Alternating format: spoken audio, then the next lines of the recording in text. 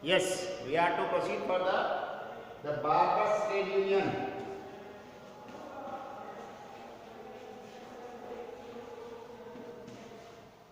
Barbers Trade Union.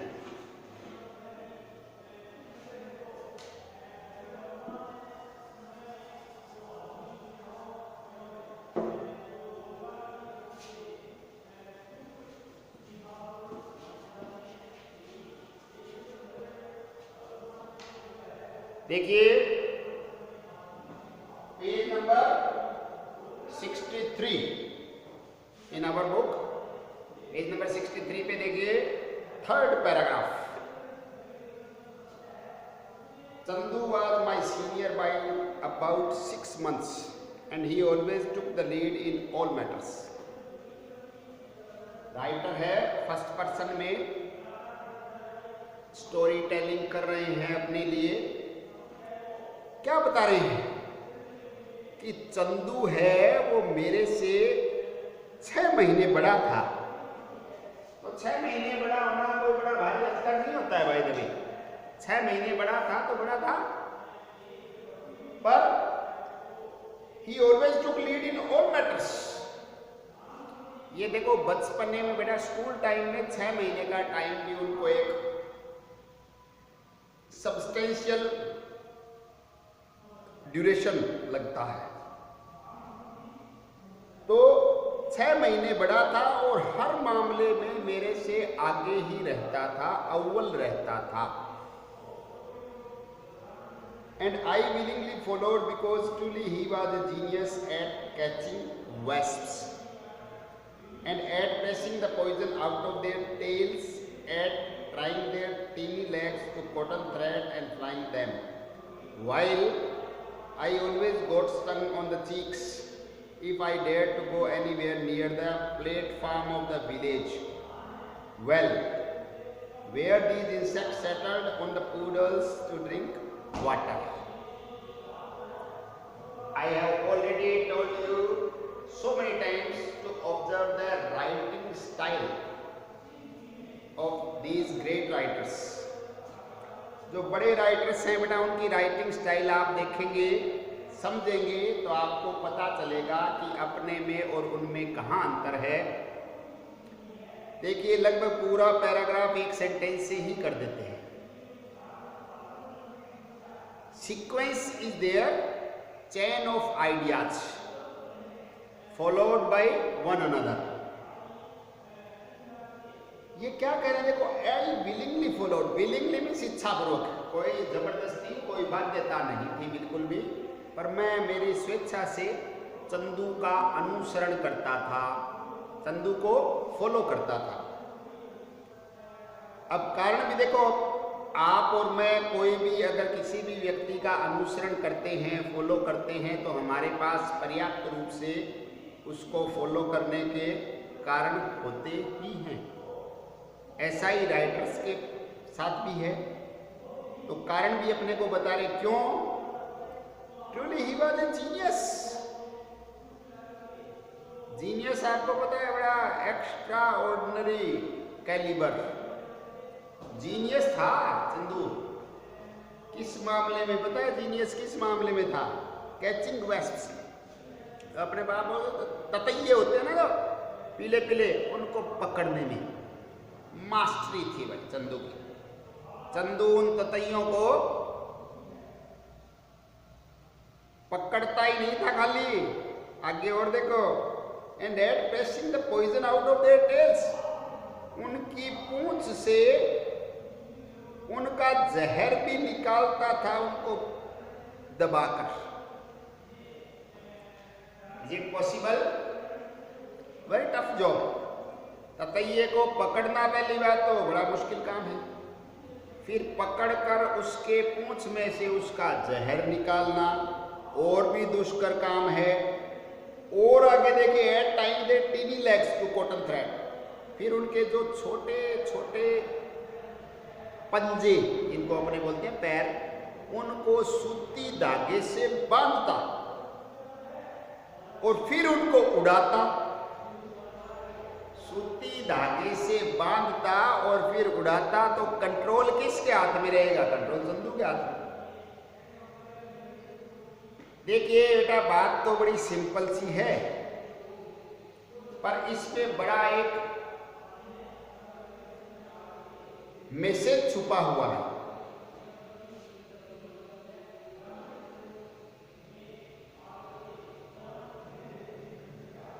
आप लोग यहां पर ध्यान देंगे, जॉनसन का बड़ा स्टेटमेंट है, angels play with us as we play with butterflies.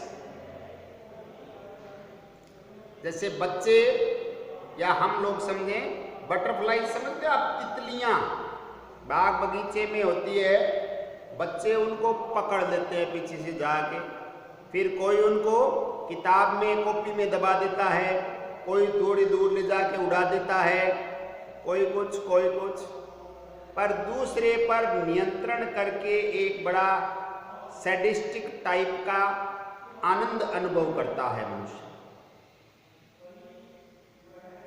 कुछ ऐसा ही आप यहां नोटिस करेंगे, वरना बेटा किसी भी जीव को परेशान करने का क्या औचित्य है? अपने नियंत्रण में लेना, वो धागे से बंधा हुआ है, धागा अपने पास है, चाहे जब खींचेंगे तो बेचारा गिर जाएगा। अपनी शक्ति उससे ज्यादा है निर्विवादित रूप से। तो हमें ये नहीं भूलना चाहिए कि अपने से भी ऐसे बहुत ज्यादा लोग हैं जिनकी अपने से शक्ति बहुत ज्यादा है निर्विवादित रूप से। तो वो हमारे साथ अगर ऐसा व्यवहार करेंगे तो हमें कैसा लगेगा? बच्चे इतना अधिक नहीं सोचते हैं, तो ये बोले उनको उड़ाता। While I always got stung on the cheeks if I dared to go anywhere near the platform of the village well. अब ये कह रहे हैं, ये थोड़ा सा उस मामले में कमजोर, उन चीजों को देखो बच्चे महिमा मंडित करते हैं, उनको बहादुरी मानते हैं कि अब मैं तो अगर जाता, कभी कभार अगर जाने का साहस करता, तो वो ततैये मेरे को गालों पे काट जाते थे। जो गांव का प्लेटफॉर्म, चबूतरे को बोलते बेटा, चबूतरे के पास जो कुआं था, अगर वहां मैं जाता, और वो वहां पर क्यों आते थे ये कीड़े मकोड़े? क्योंकि वहां बेटा दलदल, पूडल्स टू ड्रिंक वाटर, जो दलदल हो जाता, कीचड़ हो जाता है, तो उसमें जो ये कीड़े मकोड़े इंसेक्ट्स हैं, ये अपनी प्यास बुझाने के लिए, पानी पीने के लिए, समझे, मच्छर वगैरह इकट्ठे हो जाते हैं ऑटोमेटिकली। आप कहीं पे भी देखें, गांव में शहर में जहाँ कीचड़ होगा, तो वहाँ छोटे बड़े कई प्रकार के इंसेक्ट्स हैं, वो अपने आप ही आ जाते हैं। When we grew up, he still seemed to me the embodiment of perfection, because he could make and fly paper kites of such delicate design and of such balance as I could never achieve. देखिए, किसी भी दूसरे व्यक्ति की योग्यता का आकलन हम स्वयं की योग्यता के आधार पर ही करते हैं ज्यादातर के साथ। थोड़ा गौर से समझने का प्रयास करना। अभी कोई मेरे से ज्यादा योग्य है, इसका मतलब वो सबसे योग्य है, ये जरूरी नहीं है।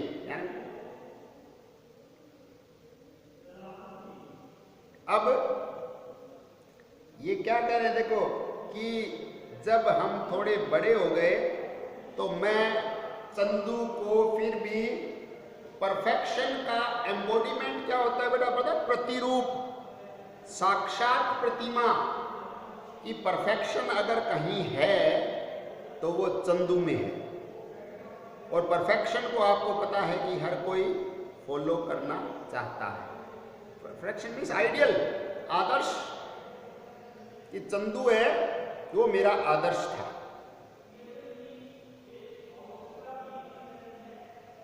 Because he could make and fly paper kites of such delicate design.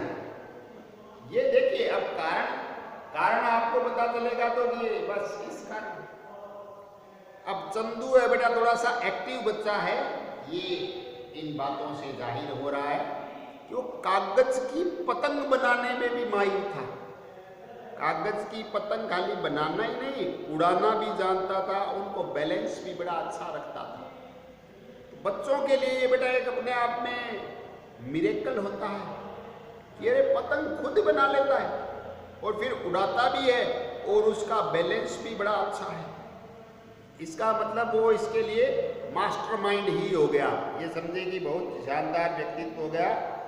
I could never achieve, साथ में ये चीज भी आप देखिए ऑटोमेटिकली अंडरस्टूड ही है वैसे कि अब जो कुछ मैं अचीव नहीं कर सका या नहीं कर सकता, वो अगर कोई भी दूसरा अचीव करता है तो वो मुझे एक परफेक्शन का प्रतिरूप सा लगना स्वाभाविक है। ये मनुष्य की प्रवृत्ति है, जो कुछ आप और हम अचीव कर लेते हैं उसकी हमें कोई ज़्यादा वर्थ नज़र नहीं आती कि ठीक है ऐसा तो होता ही है।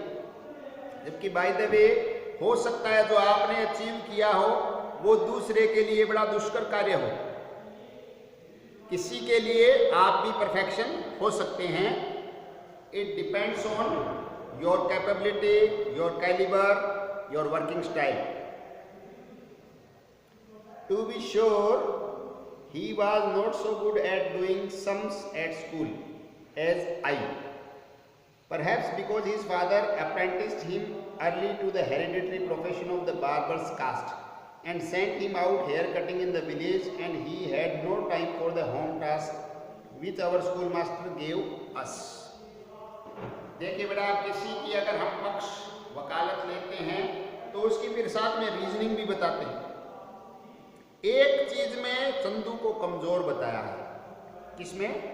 सम बेटा टोटल को बोलते हैं, अपने जोड़ लगाना, कि वो ये जोड़ वाला मामला है उसमें मेरे जितना शार्प नहीं था। गुरुजी जो स्कूलों में डाल के देते ना, भी इसका टोटल लगा, इसका टोटल लगा, तो वो नहीं कर पाता था। पर उसका साथ ही साथ बाकायदा रीजन एक्सप्लेन किया है। क्यों नहीं कर पाता था? क्योंकि उसके पिताजी उसको, जो उनका हेरिडिटरी क्या होता है? परंपरागत पीढ़ी दर पीढ़ी चलने वाला जो उनका कार्य था, क्या कार्य था? नाई का कार्य बेटा, दाढ़ी करना, कटिंग करना। तो उसके पिताजी उसको सुबह सुबह गांव के जो रेपुटेड लोग होते थे उनकी सेवा में लगा देते थे। अब वो लोगों की दाढ़ी कटिंग करे या गुरुजी जो होम टास्क देते हैं वो करे, तो बेचारे को समय नहीं मिल पाता था। बड़ी बात है, यहाँ पे भी ये नहीं मान रहा है कि उसके दिमाग में कोई कमी थी, उसको समय नहीं मिल पाता था। बार्बर कास्ट नाई जाति का जो काम था, sent him out here cutting in the village, कि गांव में लोगों के बाल काटने के लिए भेज देते थे उसके पिताजी। He had no time to home task which our school master gave us, और जो गुरुजी हमें टास्क देते थे वो करने का उसके पास पर्याप्त समय होता ही नहीं था, इसलिए बेचारा कैसे करता। Otherwise Chandu is a genius. अब जीनियस तो है राइटर की नजरों में, ये ध्यान में रखना, राइटर की नजरों में बड़ा भारी एक कैलिबर वाला लड़का है, और ये अपने मानदंड से, अपने एंगल से इस बात को बताने का प्रयास कर रहे हैं कि चंदू है वो कैसे बेटर था, और जहां बेटर नहीं था तो वहां क्यों बेटर नहीं था। दोनों बातें एक साथ हमें बताई गई है। We would continue in next video. I hope you are getting the point. If there is any doubt regarding any line, any sentence, you must contact. बेटा आप लोग पढ़ेंगे, देखेंगे, तभी इन वीडियोस की सार्थकता है। आप एक बार नहीं समझ में आए तो 2 बार, और साथ में अपनी पाठ्य पुस्तक लेकर बैठे तो आपको पता रहेगा कि यहाँ ये लाइन पढ़ी पढ़ी जा रही है और उसको एक्सप्लेन किया जा रहा है, तभी आप समझ पाएंगे, कुछ रिएक्ट कर पाएंगे। Okay, thank you very much.